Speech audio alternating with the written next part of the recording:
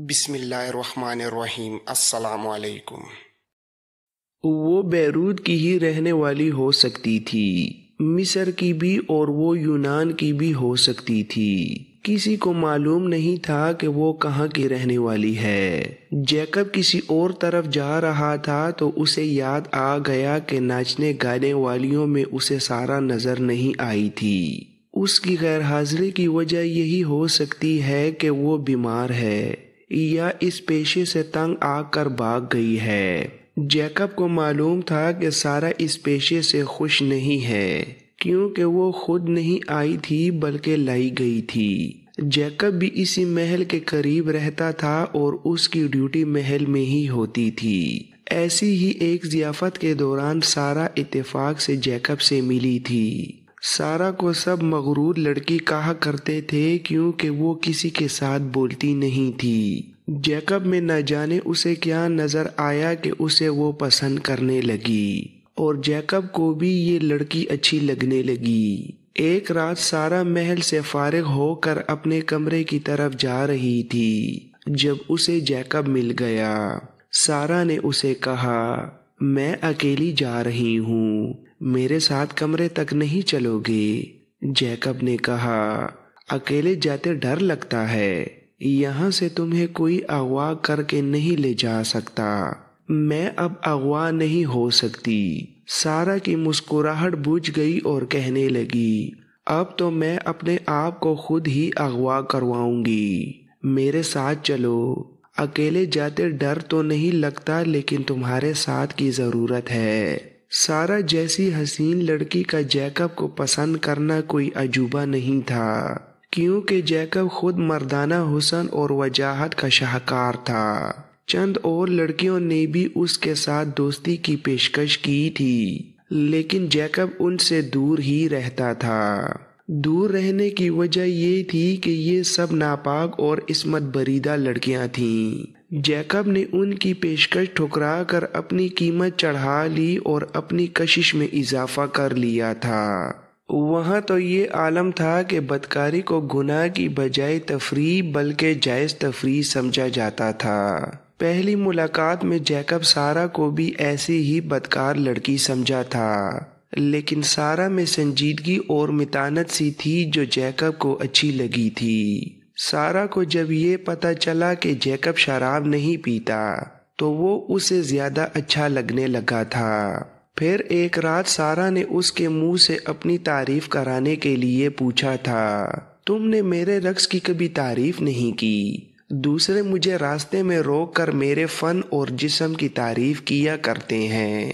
Jacob نے جواب دیا، میری زبان سے تم اپنے فن کی تعریف کبھی نہیں سنو گی، البتہ تمہارے جسم میں جادو کا سا اثر ہے، بہت اچھا جسم ہے۔ خدا نے تمہارے چہرے مہرے میں جو کشش پیدا کی ہے وہ خدا کے بندوں کی نظروں کو جکڑ لیتی ہے، لیکن یہ جسم ناچتا ہوا اچھا نہیں لگتا، نہ کسی کو انگلیوں پر نچاتا ہوا اچھا لگتا ہے۔ یہ جسم ایک مرد کی ملکیت ہوتا ہے، وہ مرد 6 کلمے پڑھ کر اس جسم کو احترام اور ساتھ مستور کر کے لے جاتا تو اس جسم پر خدا کی رحمت نازل ہوتی ہے۔ تم خدا کی توہین کر رہی ہو۔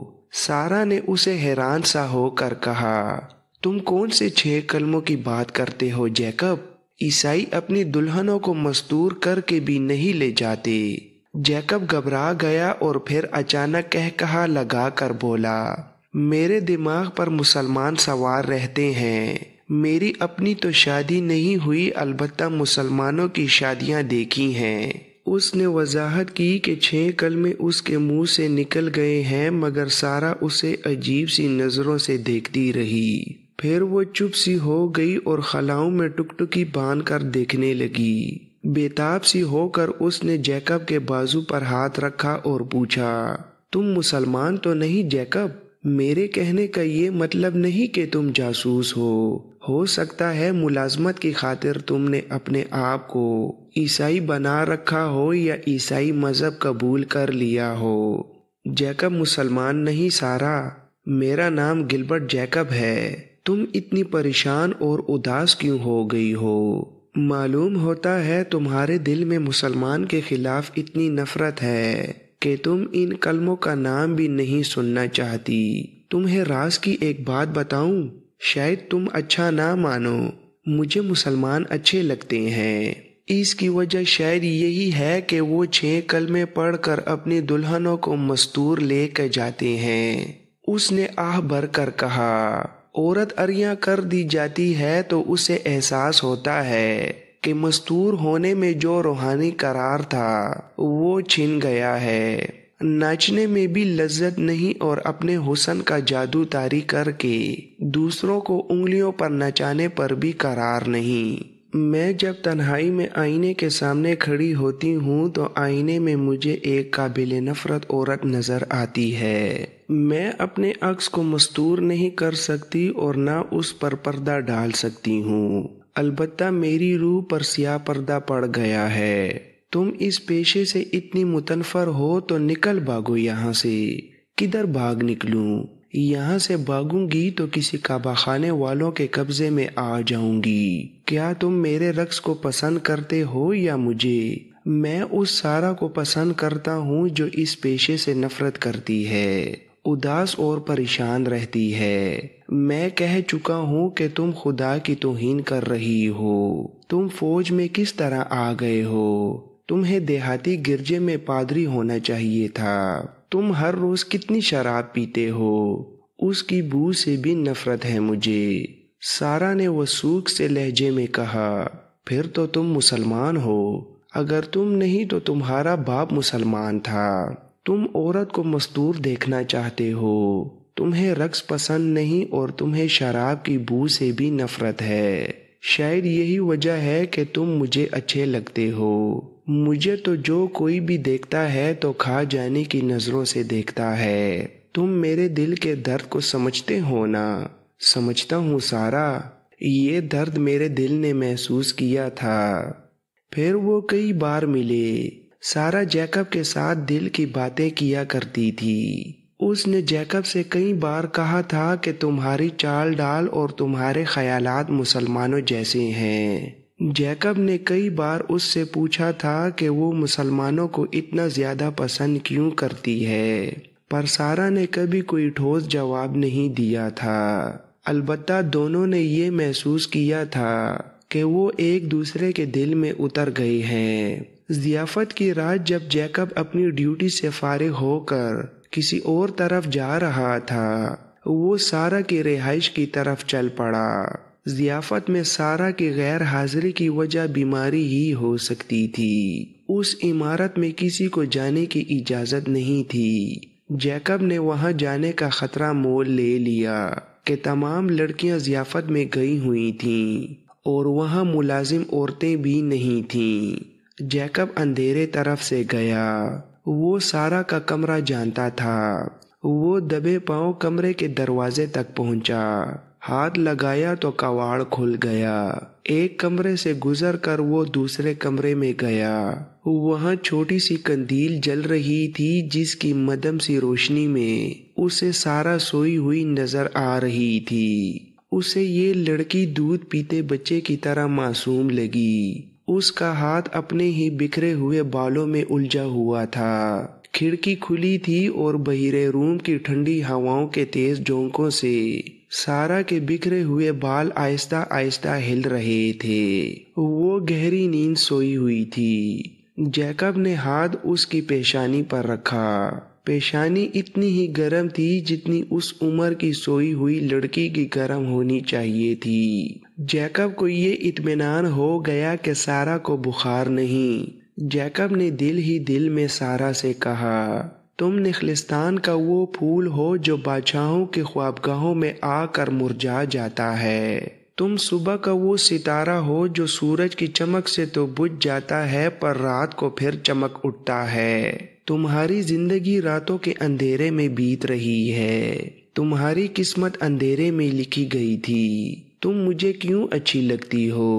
مجھ سے بار بار کیوں پوچھتی ہو کہ میں نے 6 کلموں کا ذکر کیوں کیا تھا؟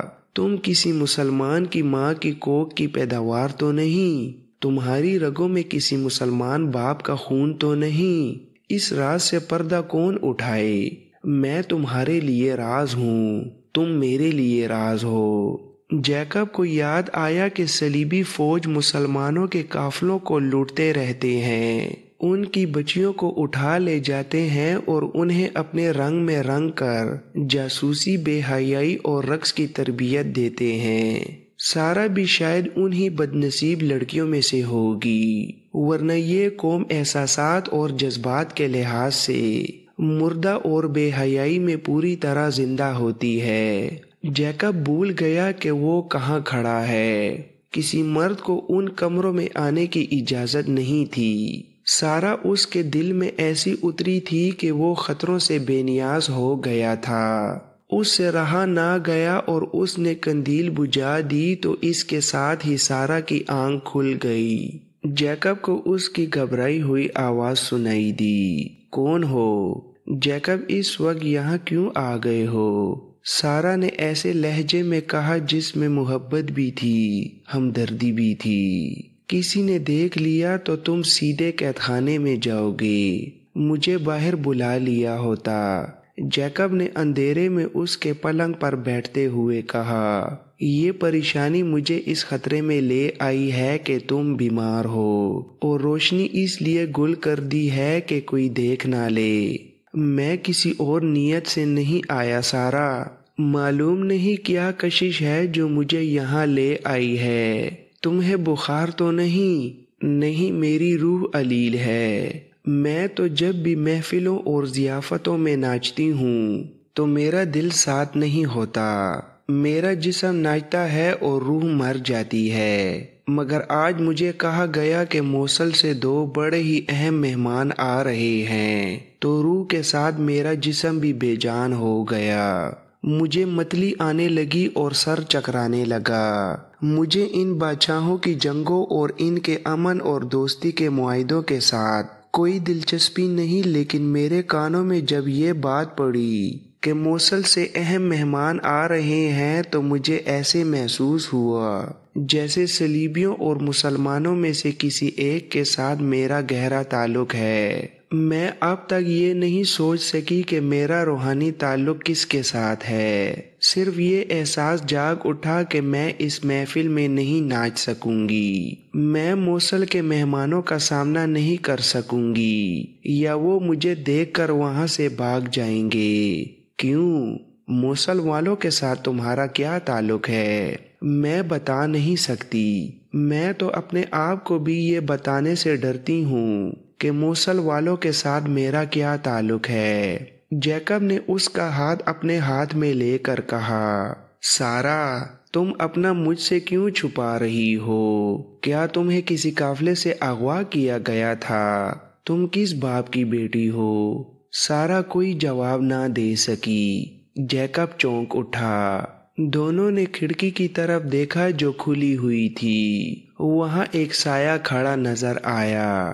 سارا نے جیکب کے کان میں سرگوشی کی کہ پلنگ کے نیچے ہو جاؤ۔ جیکب نے اندھیرے سے فائدہ اٹھایا، آہستہ سے سرک کر فرش پر بیٹھا اور آواز پیدا کیے بغیر پلنگ کے نیچے چلا گیا اور سارا لیٹ گئی۔ کھڑکی کے ساتھ کھڑے سائے کی آواز آئی، سارا۔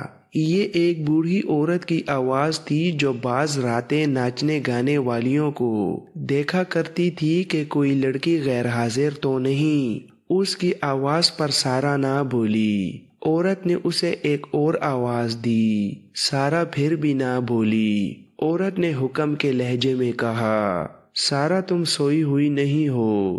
مجھے جواب دو، قندیل کیوں بجھی ہوئی ہے؟ سارا نے منہ سے ایسی آواز نکالی جیسے ہڑبڑا کر جاگ اٹھی ہو، اور گھبراہٹ کی اداکاری کرتے ہوئے بولی، کون ہو؟ کیا ہو گیا ہے؟ میں ادھر آ کر بتاتی ہوں۔ عورت کا سایہ کھڑکی سے ہٹ گیا۔ وہ دروازے کی طرف سے آنا چاہتی تھی۔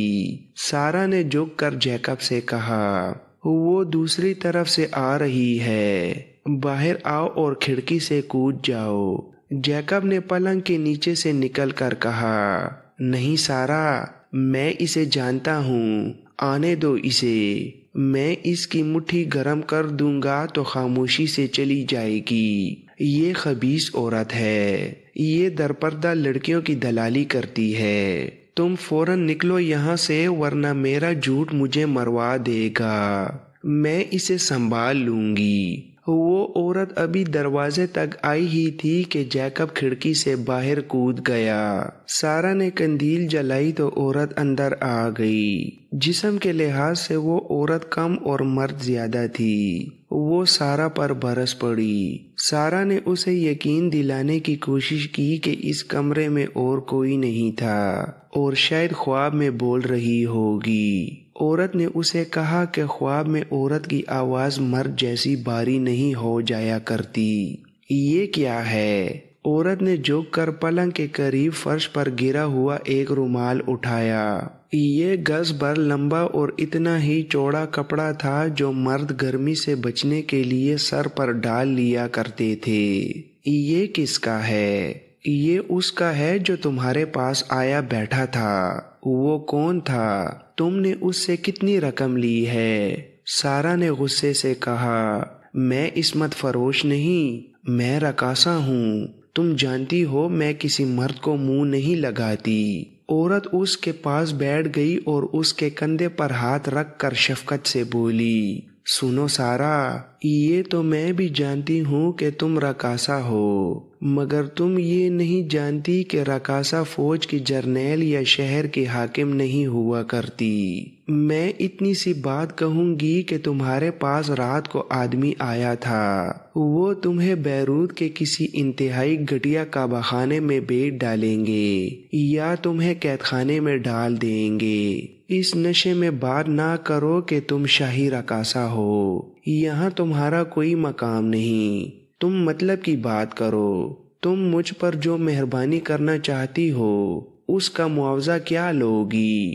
میں ابھی ادا کر دیتی ہوں۔ میں تم سے کچھ بھی نہیں لوں گی، میں کسی اور سے معاوضہ وصول کروں گی۔ تمہاری ہاں کی ضرورت ہے۔ سارا اس کا مطلب سمجھ گئی۔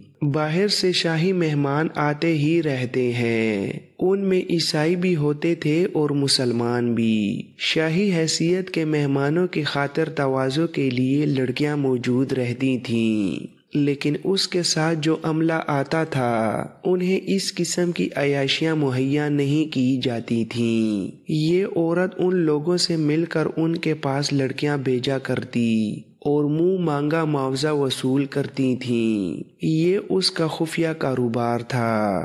بعض شاہی مہمان ایسے ہوتے تھے جو سرکاری طور پر دی ہوئی لڑکی سے مطمئن نہیں ہوتے تھے، تو یہ عورت درپردہ محل کے ایک دو ملازموں کے ذریعے ان کی یہ ضرورت پوری کرتی اور انعام لیتی تھی۔ سارا اس کے ہاتھ کبھی نہیں آئی تھی، مگر اب یہ لڑکی اس کے جال میں آ گئی۔ وہ اگر بتاتی کہ اس کے پاس جیکب آیا تھا اور اس کے ساتھ اس کا تعلق پاک ہے تو یہ عورت کبھی یقین نہ کرتی، اور دوسرا ظلم یہ ہوتا کہ جیکب کو قید میں ڈال کر بڑی ہی ظالمانہ اذیتیں دے دے کر مار دیا جاتا۔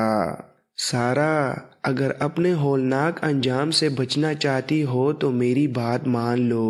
باہر سے دو مہمان آئے ہوئے ہیں، بہت دولت مند ہیں، پرسوں سے دو ملازموں سے کہہ رہے ہیں کہ انہیں اچھی قسم کی لڑکیوں کی ضرورت ہے۔ یہ دراصل ان کی عادت ہے، اپنے ہاں حرموں میں 20 30 لڑکیاں جمع کیے رکھتے ہیں۔ یہاں بھی چاہتے ہیں کہ ان کے کمروں میں لڑکیوں کی چہل پہل لگی رہے۔ کل تم ان میں سے ایک کے پاس چلی جانا۔ کون ہے وہ؟ اگر مسلمان ہیں تو میں ان کے پاس نہیں جاؤں گی، تو پھر قید خانے میں جاؤ گی۔ ہوش میں آؤ، اپنے آپ کو دیکھو، تم کیا ہو، اپنے پیشے کو دیکھو، شریف بننے کی کوشش نہ کرو۔ وہ دل کھول کر انعام دیں گے جس میں تمہارا حصہ بھی ہوگا، اور پکڑے گئے تو قید خانے میں جاؤں؟ میں پکڑنے والوں کا منہ بند رکھا کرتی ہوں۔ کل رات تیار رہنا۔ اب تم سے بالکل نہیں پوچھوں گی کہ ابھی تمہارے پاس کون آیا تھا۔ عورت چلی گئی تو سارا کے آنسو بہنے لگے۔ جیکب بھاگنے والا آدمی نہیں تھا، لیکن وہ اس ڈر سے نکل گیا کہ سارہ پر مصیبت آ جائے گی۔ اسے امید تھی کہ سارہ اسی غلیظ دنیا کی لڑکی ہے، وہ اس عورت کو سنبھال لے گی۔ وہ شہر کی طرف چلا جا رہا تھا پر اس کے ذہن پر سارہ چھائی ہوئی تھی۔ سارہ سے اسے دلی محبت ہو گئی تھی اور سارہ اس کے لیے مہمہ بھی بن گئی۔ اسے رہ رہ کر یہی خیال آ رہا تھا کہ سارہ کسی مسلمان باپ کی بیٹی ہے۔ وہ چلتے چلتے شہر کی تنگ و تاریک گلیوں میں داخل ہو گیا۔ گلیوں کے موڑ مڑتا ایک مکان کے سامنے رکا اور دروازے پر دستک دی۔ کچھ دیر بعد دروازہ کھلا۔ آواز آئی، کون؟ جیکب نے جواب دیا، حسن۔ دروازہ کھولنے والے نے پوچھا، اتنی رات گئے؟ فوراً اندر آ جاؤ۔ کسی نے دیکھا تو نہیں؟ نہیں، کافروں کی ضیافت سے ابھی فارغ ہوا ہوں، ایک ضروری اطلاع لایا ہوں۔ وہ اندر چلا گیا اور دروازہ بند ہو گیا۔ اب وہ جیکب نہیں بلکہ حسن الادریس تھا۔ وہ سلطان صلاح الدین ایوبی کا جاسوس تھا۔ اس نے 1 سال پہلے اپنے آپ کو ایک عیسائی ظاہر کر کے اور نام گلبرٹ جیکب بتا کر صلیبی فوج میں ملازمت کر لی تھی۔ گورے رنگ کا جوان تھا اور ٹریننگ کے مطابق وہ اداکاری اور چرب زبانی کا ماہر تھا۔ اس کی شکل و صورت اور دراز قد کی بدولت اسے محل کی خصوصی ڈیوٹی کے لیے منتخب کر لیا گیا تھا۔ یہاں سے وہ قاہرہ کو خبریں بھیجتا رہتا تھا۔ اس کے گروہ کا لیڈر حاتم اس مکان میں رہتا تھا جس میں وہ داخل ہوا تھا۔